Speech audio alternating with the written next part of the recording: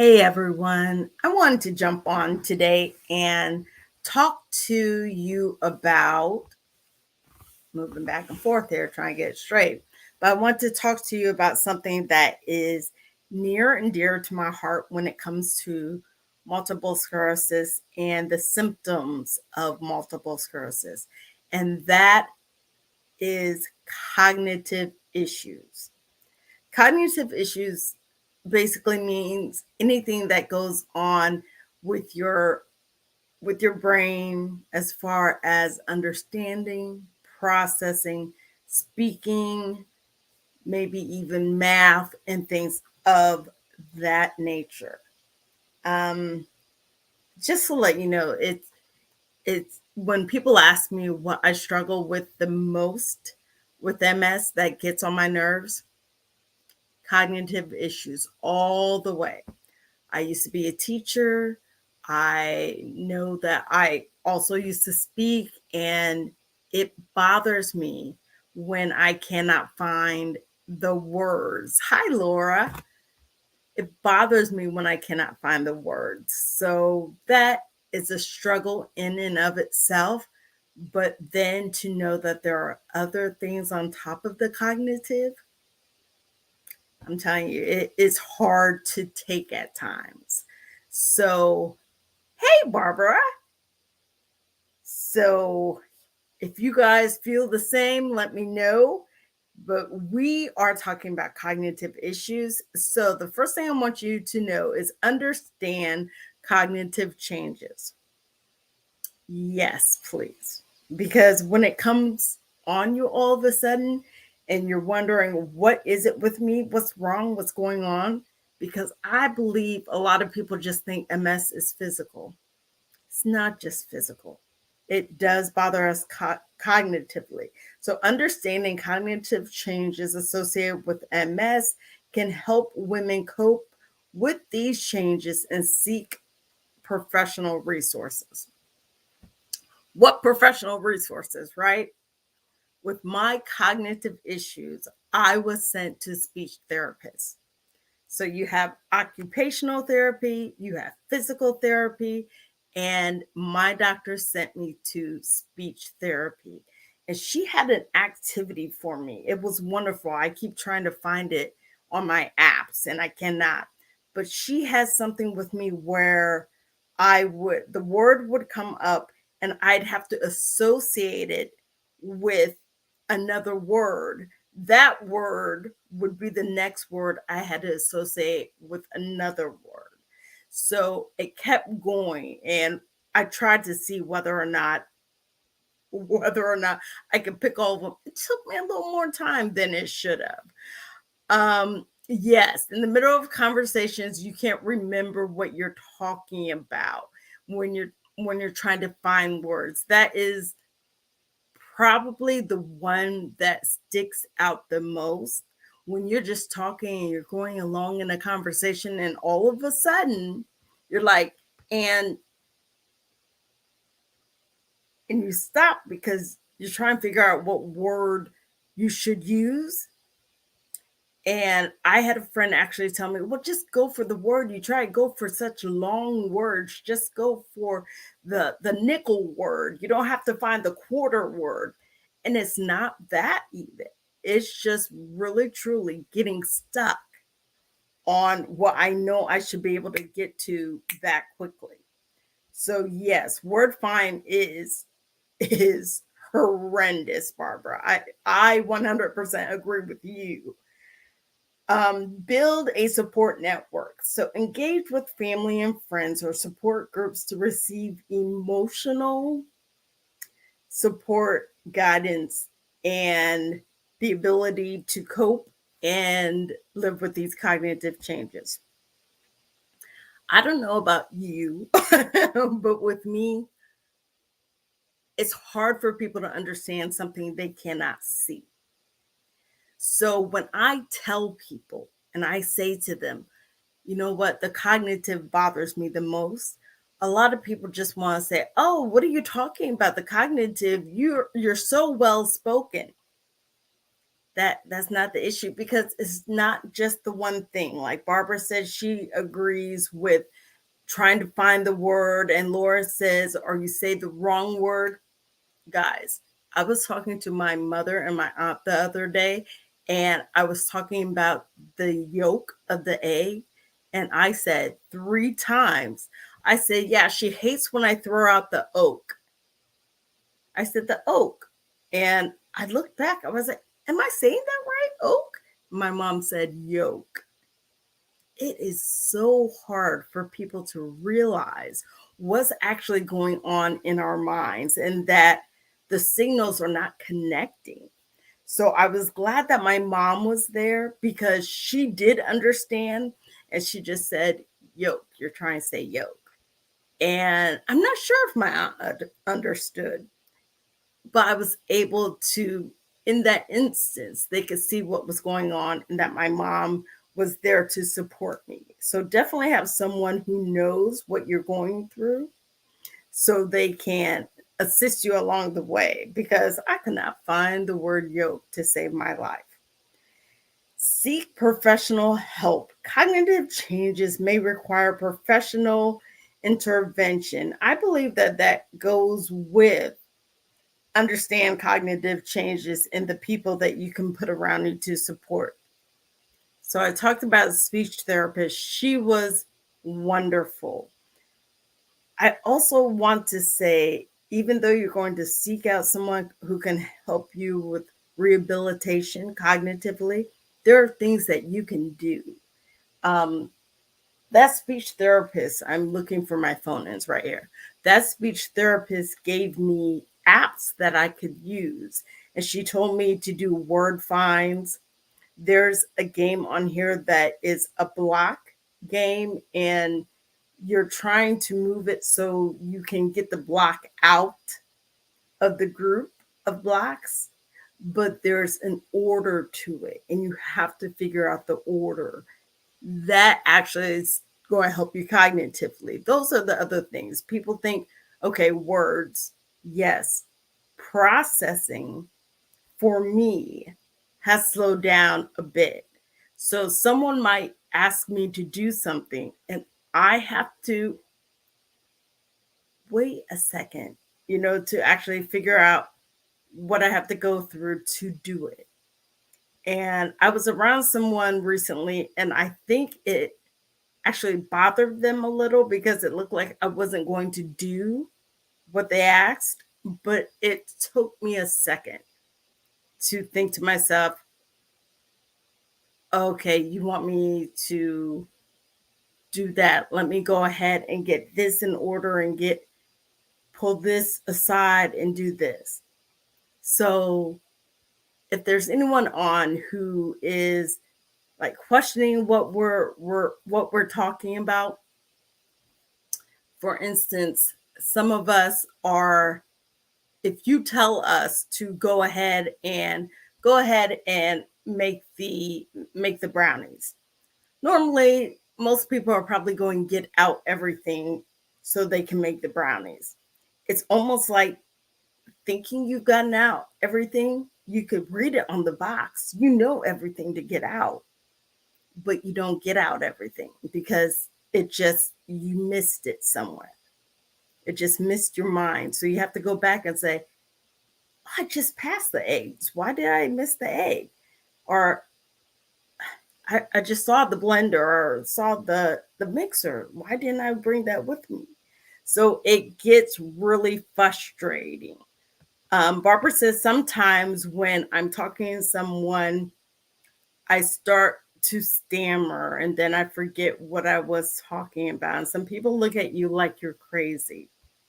And I'm sorry that they look at you like you're crazy because facts. They should be more compassionate about that, regardless of whether or not they know about your MS. Just be compassionate. And I really struggle with people who cannot put themselves in other people's shoes. But yes, the stammering or stuttering all of a sudden, and especially because we haven't had that. If we have not had a stutter for most of our lives, and then all of a sudden we do. So it helps when people are compassionate and they understand, like, yo, this is something that's going on with the MS, not aside or apart from the MS. It is all the MS. Cognitively, it is all. Cognitively, the foot drop, the being unbalanced, being uncoordinated, the whole shebang. So the next thing is utilize assertive technology. Assertive technology or assistant technology is like memory aids, electronic organizers, or speech to text software can help manage cognitive changes. Speech to tech, that is really helpful, is really helpful. But I do want to say that, that some of these things that they're talking about, and they're like, oh yeah, utilize the technology. If I have processing problems, I'm having some issues learning the technology, and it takes me so long to learn it. But I will say what has been great for me has been AI, just organizing things for me. Like if I tell it, this is what I want to write about. If I tell it, it can give me all these ideas, and then I'm able to write about it because it's right there in front of me. Oh, I should write about this first. Then I go and I write about it.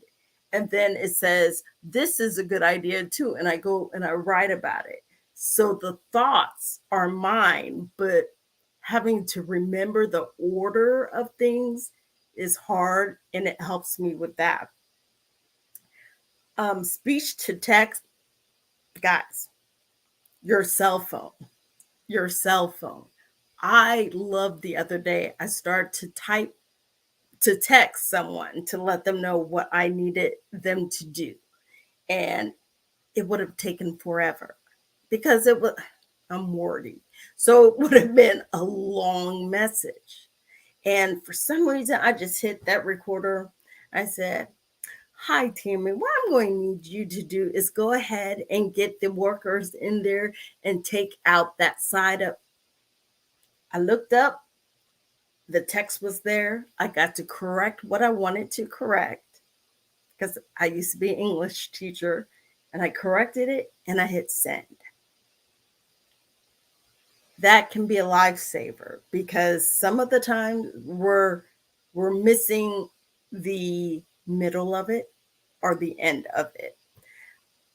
Write a list before you go shopping, as I would never remember otherwise. Yes, write a list for everything before you go shopping. And I think to myself, like, I look around places and I'm like, oh, I need to, if I can go ahead and clean the bathroom, if I could pick up everything in the room, and then if I can do laundry and I can do whatever, that would be fine.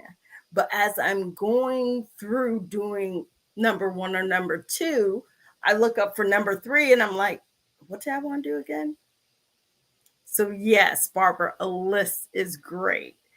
To-do list or your shopping list, that's wonderful. And Laura says, when I worked before I was officially diagnosed, I started a new job and I was there for 9 months, but every day was like my first day. I can only imagine how frustrating that probably was. Not only was it like your first day, is it possible that there were things you knew exactly how to do and people would question you on whether or not you know what you're doing? And you're like, yo, I just did it yesterday, or I just did it the day before. And they're looking at you like, well, that's not exactly how we did it or how you did it yesterday. That's what was frustrating to me. But I could see how it could be frustrating. Like, you feel like you have to relearn things every single day.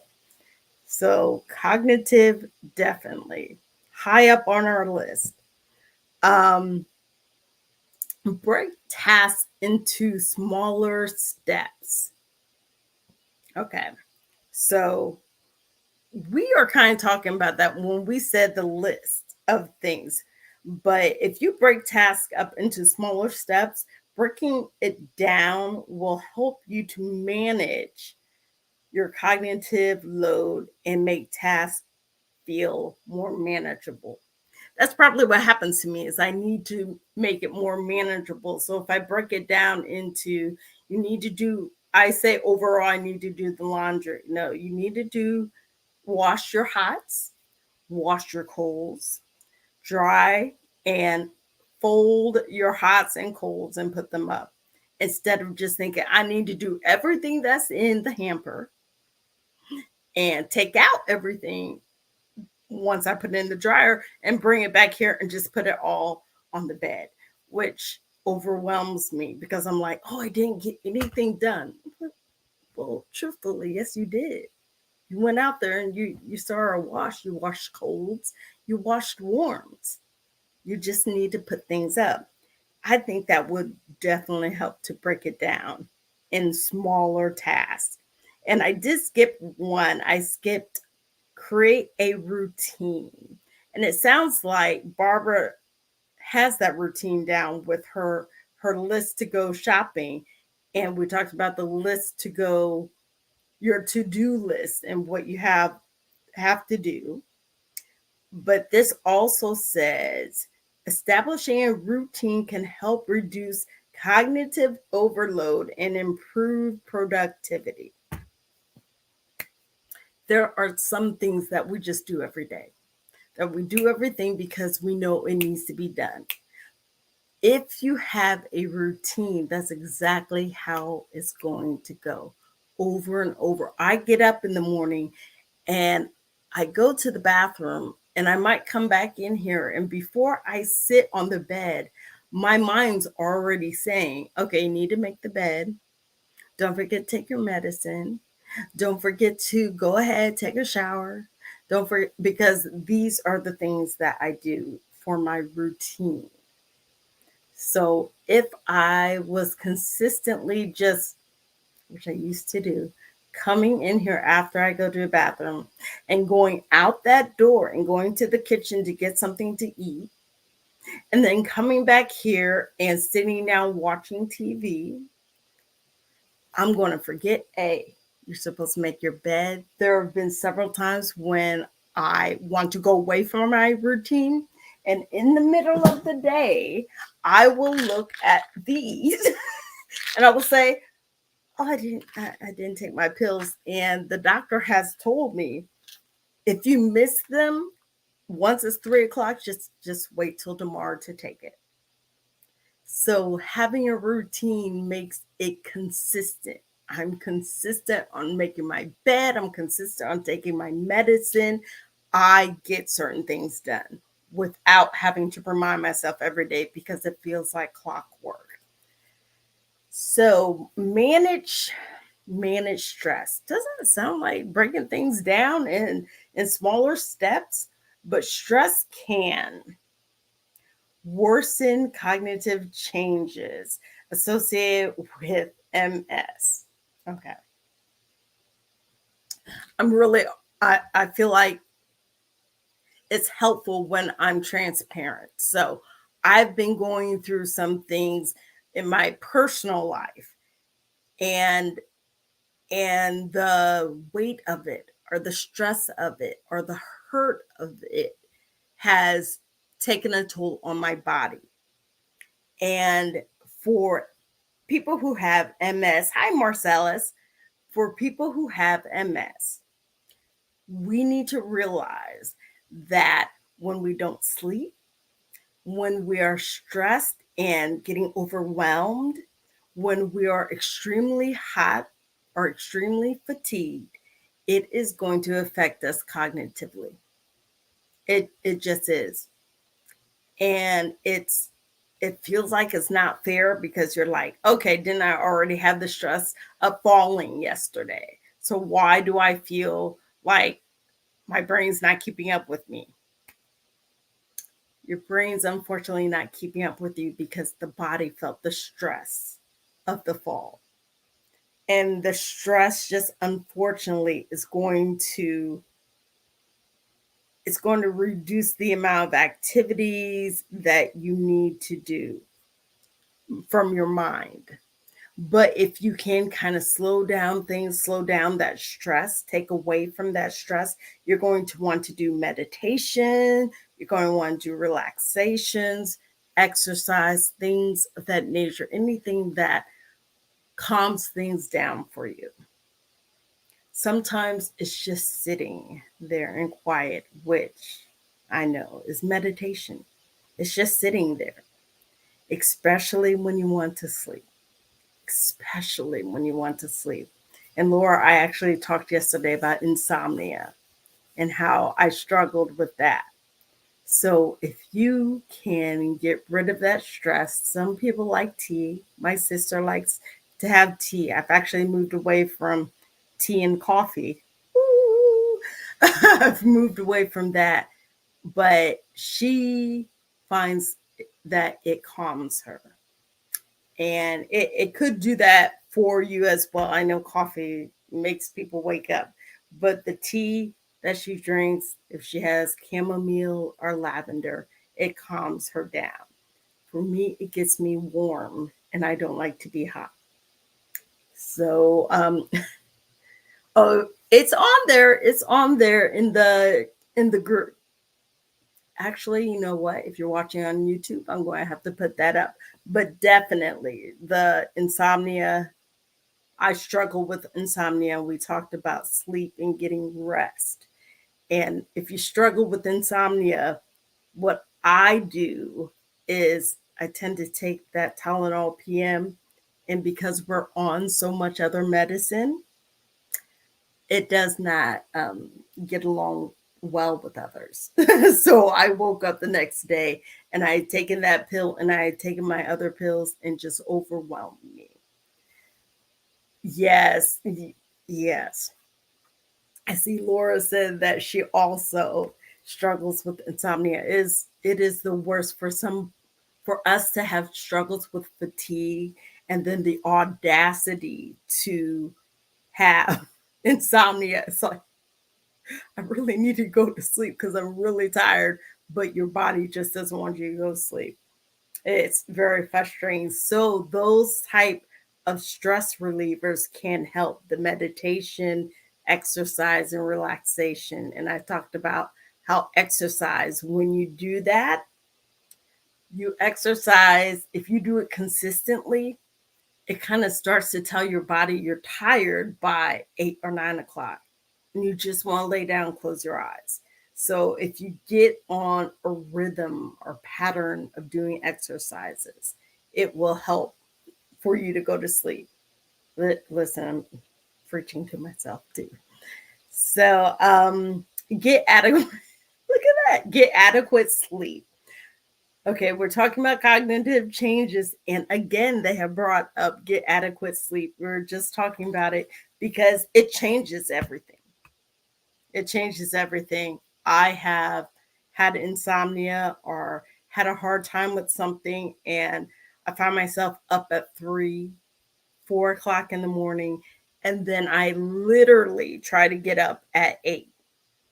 Why? Because the alarm was set for 8, regardless of not falling asleep until 3. It was up. It was set for 8. And I try to get up, and my body is slower. So if you can imagine your body being slower because you didn't get enough rest, imagine your mind being slower because you didn't get enough rest. And we've already talked about how our minds are moving slower anyway because cognitively, MS causes us to struggle. So I heard Laura, I see Laura said, I don't like to be hot either. My kids always tease me saying it's going to snow in my room. Don't you wish it would? Don't you wish it would? I'm like, oh, that sounds perfect. That sounds perfect. I live with my parents. I had um I had some issues physically, and they were like, well, we just think you should move in with us. I'm not a parent, so I can only imagine how parents worry about their kids. And I moved in with them, and they're older, they're in their 70s. I feel like I'm always saying, have mercy. Can we turn down the heat? Please turn down the heat. And I would love for it to snow in my room. So when my nieces and nephew visit, they come in Auntie's room and they end up complaining like I do. I'm like, you don't want to come in here. It's so hot. So, yes, I wish it would snow in my room.